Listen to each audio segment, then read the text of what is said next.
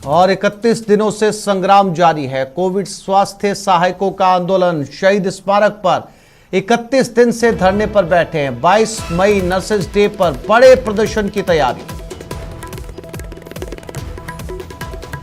तो 31 दिन अब बीत चुके हैं। शहीद स्मारक पर धरना जारी है। रोज नई रणनीति को लेकर भी यहां पर चर्चा। नर्सेज डे के ऊपर बड़े आंदोलन की तैयारी अब की जा रही है। 31 दिनों से कोविड स्वास्थ्य सहायकों का आंदोलन चल रहा है और इस सीएचए आंदोलन को हाल ही में हनुमान बेनीवाल का भी साथ मिला। और इसी खबर पर सीधा रुख करते हैं शहीद स्मारक की तरफ। राकेश शर्मा हमारे साथ जुड़ गए हैं, सीएचए सहायकों के बीच में वो मौजूद हैं।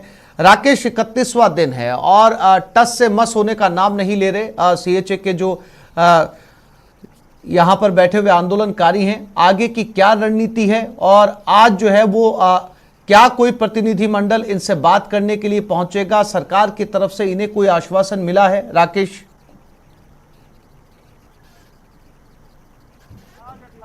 बिल्कुल देखिए, आज से आज 31वां दिन है। एक महीने से ज्यादा का समय कोविड हेल्थ असिस्टेंट को जो यहाँ पर प्रदर्शन करते हुए हो गया है। हम दिखाना चाहेंगे कि एक महीने से यहीं पर जमे हुए हैं। चूंकि अभी बहुत तेज गर्मी पड़ रही है और इस गर्मी में सभी जो कोविड हेल्थ असिस्टेंट हैं अपनी मांगों को लेकर यहाँ पर सरकार से वार्ता करने की कोशिश कर रहे हैं, सरकार से अपनी मांगों को मनवाने की कोशिश कर रहे हैं। लेकिन हैरानी की बात यह है कि अभी तक सरकार की तरफ से वार्ता की कोई कोशिश नहीं की गई है। हम दिखाना चाहेंगे, इन्होंने अभी एक क्रमिक अनशन शुरू किया है तपती धूप में, जब लगभग टेम्परेचर जो है 45 डिग्री के आसपास है, तब ये जो कोविड हेल्थ असिस्टेंट हैं इन्होंने धूप में बैठने का निर्णय लिया है कि सरकार का मन पिघले, सरकार के विचारों में थोड़ी नरमी आए और इनकी मांगों की तरफ कुछ ध्यान दे।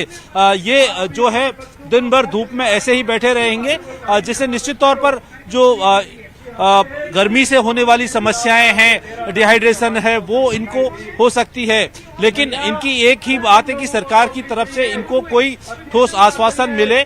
इन्होंने जनता की सेवा की है, ऐसे समय में सेवा की है जब देश और दुनिया में महामारी फैली हुई थी। हम यहाँ पर पूरे प्रदेश भर की महिलाएं और तमाम जो स्वास्थ्य कर्मी हैं, कोविड हेल्थ असिस्टेंट हैं, वो यहाँ पर बैठे हुए हैं, अपने घर परिवार बच्चों को छोड़कर यहाँ पर आए हुए हैं। हम इन लोगों से बात करने की कोशिश करेंगे कि जो महिलाएं यहाँ पर अपने घर परिवार सबको छोड़ करके बैठी हुई हैं, वो किस तरीके से यहाँ पर अपनी मांगों को लेकर डटी हुई हैं। बहुत लंबा समय हो गया है।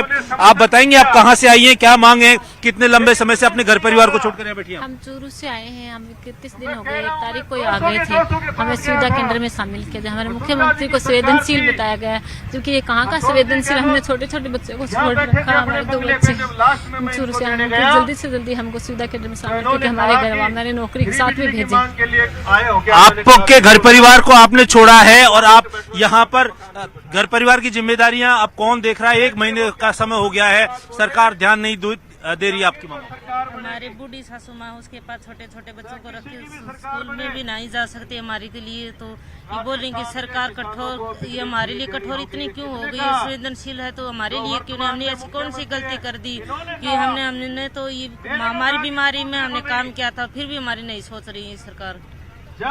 बिल्कुल, हम दिखाना चाहेंगे कि आप बताइए आप कहां से आई हैं और आपने किस तरह की महामारी के दौरान सेवा की और अब आप किस तरीके से अपनी मांगों को लेकर आगे बढ़ेंगे? मैं भरतपुर से आई हूँ और महामारी के समय हमने सरकार के साथ में कंधे से कंधा मिला के चले थे। जब सरकार को कर्मचारी नहीं मिले, जब उन्होंने हमारे लिए जगह निकाली तो उसमें हमने ज्वाइनिंग किया था। और महामारी के समय हमने घर घर जाकर वैक्सीनेशन किया और कोरोना के लिए सबके लिए। जब सरकार, जब कर्मचारी, जब ये कहते हैं ना गवर्नमेंट के कर्मचारी, जब कोई सामने नहीं आया, सब छुट्टी ले लेके अपने घरों में घुस गए थे, उस टाइम हमने सबकी सेवाएं की और आज सरकार ने हमें दूध में से माखी की तरह निकाल दिया। मैं ये सरकार से ये कहना चाह रही हूँ कि आप इतना कठोर क्यों बन गए हो। ये छोटे छोटे बच्चे हैं, 1 मंथ हो गया, 1 मंथ से हम यहाँ बैठे हैं। गहलोत जी बोलते हैं कि कोई भी युवक को कोई परेशानी हो, अगर मेरे साइन करने से उसका भला होता है तो मैं करने के लिए तैयार हूँ। क्या अब आपके मतलब पेन में से स्याही खत्म हो गई है क्या, जो आप हमारे भला करने के लिए एक साइन नहीं कर रहे हो? हम इतने 30 दिन से बैठे हैं, छोटे छोटे भाई हैं, सभी है क्या, मतलब बहुत एक महिला ने तो आत्महत्या कर ली थी, आज तक किसी ने नहीं बताया था। सवाई माधोपुर में एक भाई ने भी आत्महत्या कर ली थी। इस तरह से एक एक करके और बिल्कुल यहाँ पर आसिफ मैं बताना चाहूंगा कि जो महिलाएं उनका दर्द सामने आ रहा है। 1 महीने से ज्यादा का समय हो गया है। चूंकि मुख्यमंत्री ने अभी हाल ही में जब एक कृषि मेला यहाँ पर लगा था तो उन्होंने कहा था कि आप मांगते मांगते थक जाओगे, लेकिन मैं देता नहीं थकूंगा। लेकिन यहाँ महिलाएं और ये जो कोविड हेल्थ असिस्टेंट जिस तरह की बात कर रहे हैं, उसे इनका कहना है कि सरकार एक तरीके से निष्ठुर हो गई है। यानी वो अब इन जो आंदोलनकारी हैं इनसे वार्ता की कोशिश भी नहीं कर रही और ना ही किसी तरह के जो सरकार द्वारा जिस तरीके से बात की जा रही है कि रोजगार देने के प्रयास किए जाएंगे, लेकिन यहाँ इस तरह के प्रयास अभी तक नहीं हुए हैं। 1 महीने से ज्यादा का समय लंबा समय होता है। तपती धूप में ये लोग बैठे हुए हैं, न खाने पीने की इनकी कोई स्थायी व्यवस्था है, ना जो गर्मी से बचाव के इनके पास कोई साधन है। जो खुला आसमान है वही उसके नीचे ही इन्होंने अपना डेरा डाला हुआ है। और चूंकि यहाँ पर सिर्फ एक 108 एम्बुलेंस लगाई गई है, कई अभ्यर्थियों, कई जो हेल्थ असिस्टेंट उनकी तबीयत यहाँ इस आंदोलन के दौरान खराब भी हो गई थी। हम दिखाना चाहेंगे कि यहाँ पर सभी तरह के इस जो कोविड हेल्थ असिस्टेंट है वो यहाँ पर मौजूद है। प्रदेश भर से यहाँ पर जो आकर के ये जमा है और ये अपनी समस्याओं को लेकर के अपनी बातें कर रहे हैं। हम बात करेंगे कुछ और, जो आप बताएंगे आपको कितना समय हो गया इन स्वास्थ्य सेवाओं से जुड़े हुए, किस तरह की महामारी के दौरान सेवाएं की, सरकार आपकी बातों पर ध्यान नहीं दे रही है। जी, मुझे यहाँ बैठे हुए 30 दिन हो गए। 1 तारीख से मैं यहाँ धरने पे बैठा हूँ और मैं स्वास्थ्य सेवाओं से जुड़ा। जब कोरोना आई थी ना, उस टाइम मैंने भी प्राइवेट हॉस्पिटलों में काम किया और 40-40 हज़ार रुपये की सैलरी छोड़ के मैंने कोरोना में यहाँ जॉब शुरू की थी। उसके बाद में हमारी सैलरी भी पूरे समय पर नहीं आई, टाइम टू टाइम सैलरी नहीं मिली और अभी 31 मार्च को सरकार ने हमें पूर्ण रूप से यहाँ से हटा दिया। हम सरकार से यही निवेदन करते हैं कि हमें सुविधा कैटर में जोड़े और हमारी जो जॉब है वो परमानेंट सुचारू रूप से शुरू करें।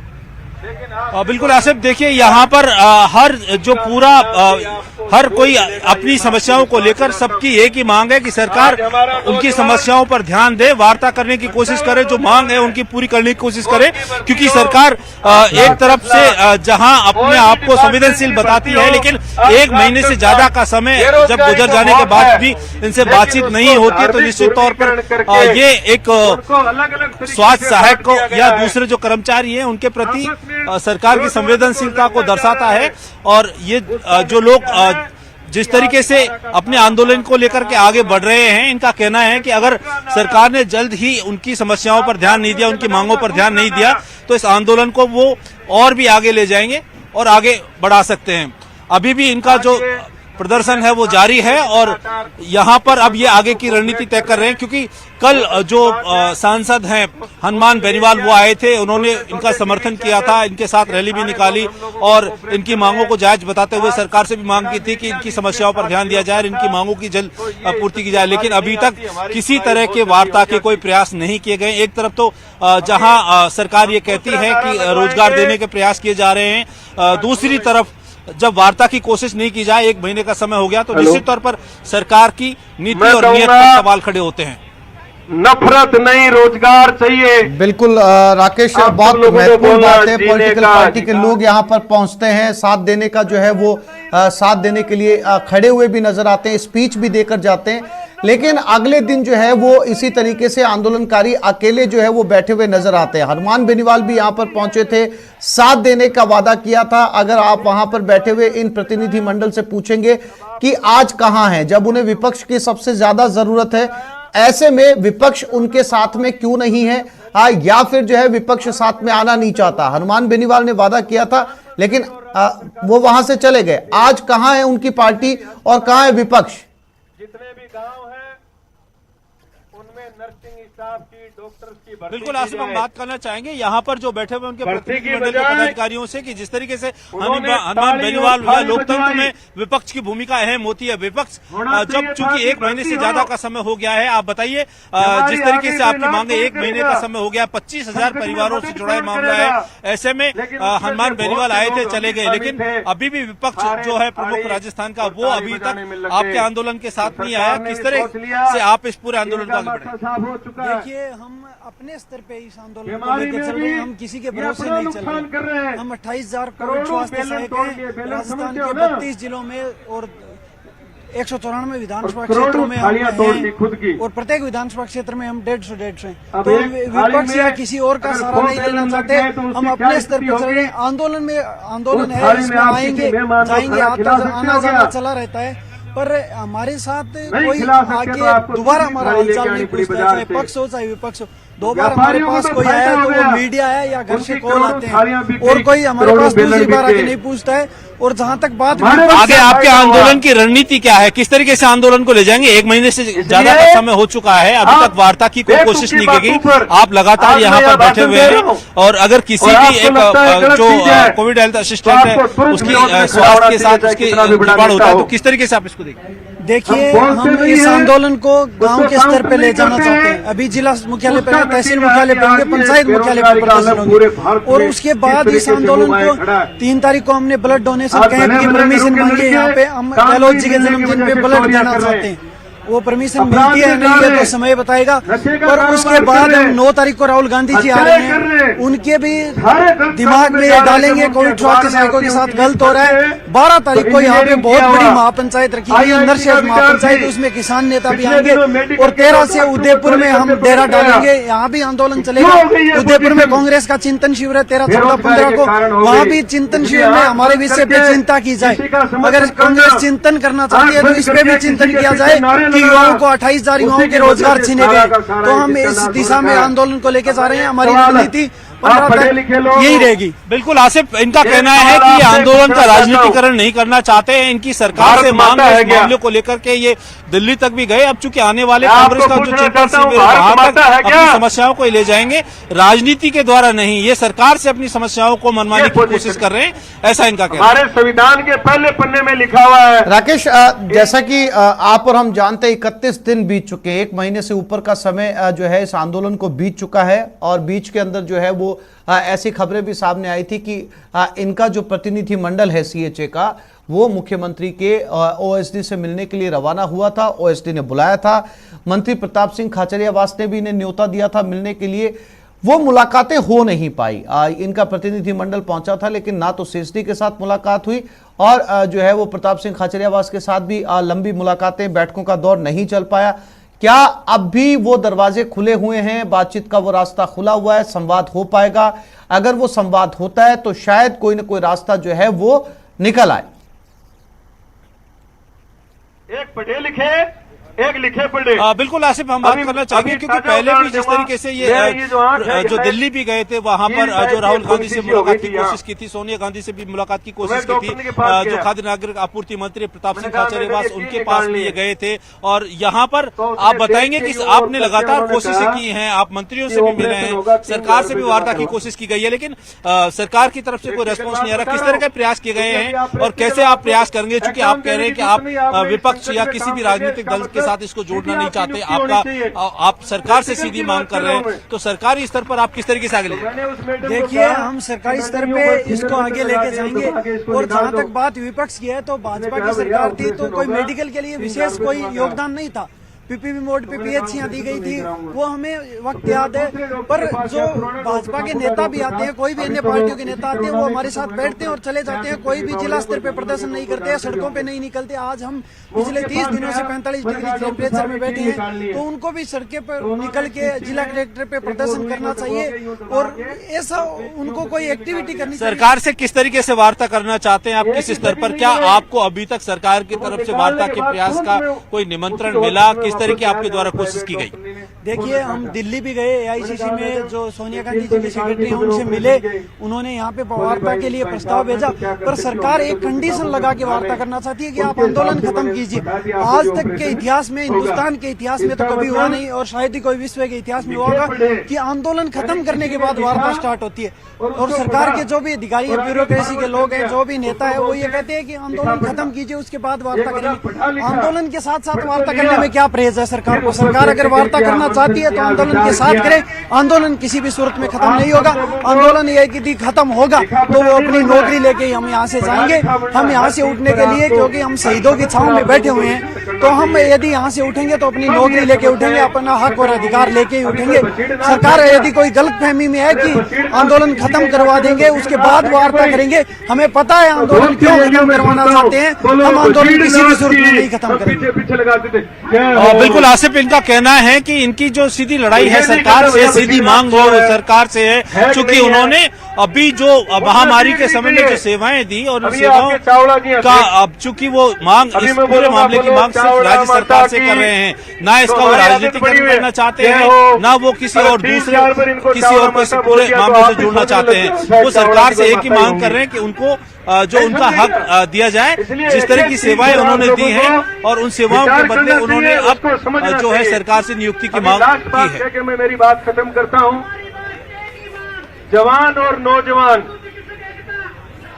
हाँ बिल्कुल राकेश, साफ तौर पर नजर आ रहा है। हालांकि लड़ाई की बात यहाँ पर चल रही है, लेकिन राकेश ये बात जो है, ये रास्ता जो है वो संवाद के जरिए ही निकल पाएगा। अगर CHA को कुछ मिल पाता है तो वो माध्यम केवल और केवल संवाद है।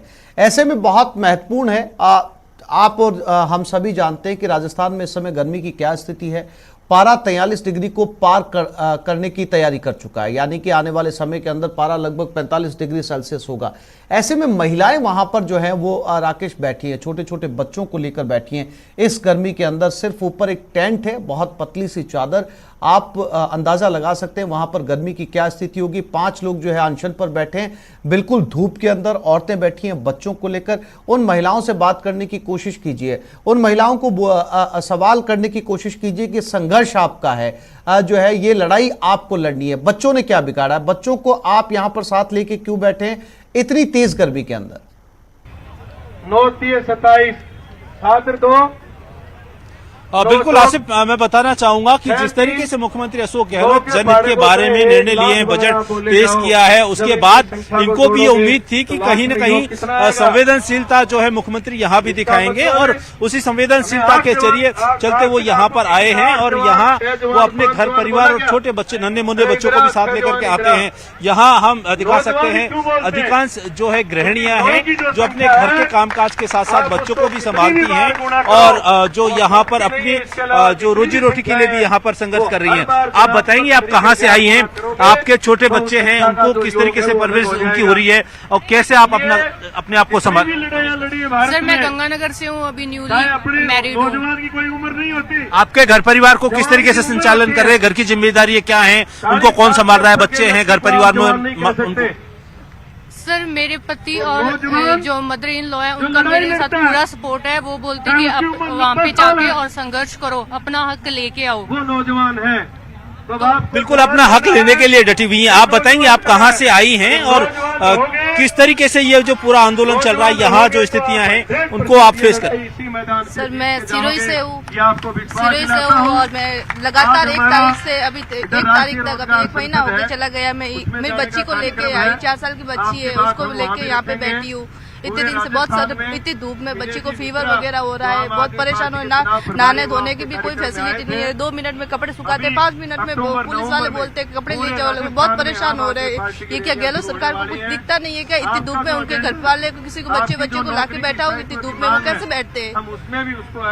बिल्कुल जो है कई जो कोविड हेल्थ असिस्टेंट है उनकी तबीयत भी नासाज हुई थी। बहुत छोटे छोटे मासूम से जो बच्चे हैं हम दिखा सकते हैं, वो अपने बच्चों को अपने साथ लेकर के आई हैं। आप बताएंगे आप कहाँ से आई हैं? छोटा बच्चा है, तेज गर्मी पड़ रही है। हम भरतपुर से हैं। अभी छोटी बच्ची में 31 दिन से कंटिन्यू है, उसको गर्मी लगती है, फीवर लगता है। अशोक गहलोत जी से हम कहना चाहेंगे कि उनके जन्मदिन पे वो हमें अच्छा तोहफा दे, कि घर घर में हम जाते टाइम उनका नारा लगाते जाएं। अन्यथा हमें ना 9 तारीख को आने वाली सोनिया गांधी जी और राहुल गांधी जी जो भी जहाँ भी आ रहे हैं हम वहाँ पे भी पूछ करेंगे। हम चिंता में बदल देंगे। क्यों हमें रोज आ रहा है कि हमारे घर वालों ने एक ही चीज बोला है, हमारी इज्जत गई है, हमें भाई सम्मान की इज्जत हमें सरकार वापस दे दे, हमारी नौकरी दे, संविदा भाई 2000 वाली कैडर में हमें शामिल करे और हमें यथावत 1 तारीख से ड्यूटी पे कंटिन्यू रखे। बताते हैं मुख्यमंत्री संवेदनशील हैं, लेकिन अब ये छोटे छोटे बच्चे यहाँ प्रदर्शन में बैठे हैं। घर परिवार पर आपके सामने ऐसी क्या मजबूरी है कि इन बच्चों को आप घर नहीं छोड़ सकती, यहाँ लेकर के बैठिए? अगर बच्चे इतनी तेज गर्मी में बीमार होंगे, घर पे कोई रखने वाला ही नहीं है सर। इनके फादर हैं, वो अकेले रहते हैं, वो दुकान चले जाते हैं, उनको ना कोई खाना बनाने वाले, रह नहीं पाती फिर अकेली बच्ची। ऐसे इन बच्चों को कहाँ छोड़ के आएंगे गर्मी में? यहाँ भी बच्ची बीमार होती है, इसको बार बार फीवर आ जाता है। बिल्कुल आसिफ, जो मासूम बच्चे हैं वो यहाँ उनको लेकर आना मजबूरी है, क्योंकि इनकी पारिवारिक जरूरत है। घर परिवार में जिस तरीके की जो व्यवस्था है उस व्यवस्था में ये बच्चे हैं, इनको वहां पर छोड़ना सुरक्षित नहीं है। ऐसे में इनकी मजबूरी है कि ये छोटे बच्चों को अपने साथ लेकर के आती हैं। और यहाँ बिल्कुल राकेश, अभी अंदाजा लगाया जा सकता है कि हजारों की तादाद में लोग पिछले 1 महीने से यहाँ पर इकट्ठा हैं और लगातार मांग कर रहे हैं। अब गेंद जो है वो सरकार के पाले में कि इसका क्या समाधान निकालती है, क्या संवाद का जरिया बनता है। फिलहाल राकेश, तमाम जानकारी के लिए और तस्वीरें दिखाने के लिए आपका धन्यवाद। यहां पर एक छोटे से ब्रेक के लिए रुक रहे हैं, जल्द लौटेंगे।